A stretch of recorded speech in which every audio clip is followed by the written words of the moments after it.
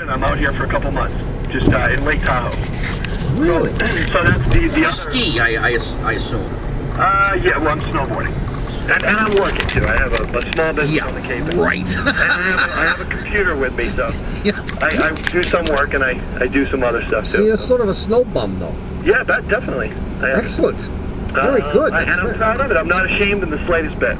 Well, I don't think you should be. Well, okay. Everybody else is running around trying to work an extra 20 hours a day, and you're happy.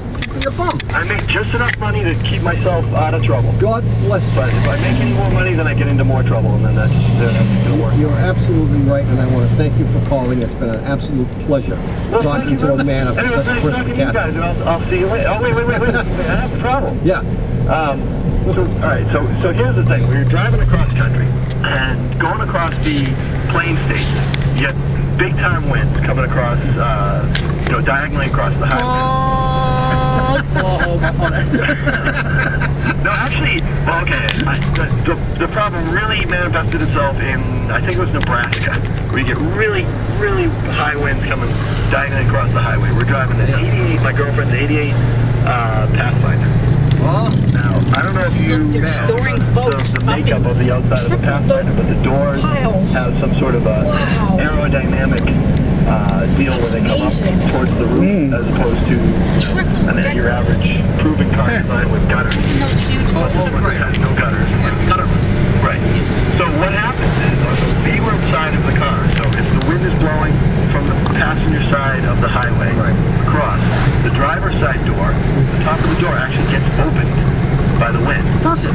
To the point where snow and wind comes in the car, which can be kind of tedious when you're driving, 18, 20 hours a day. Probably a Venturi effect. Absolutely.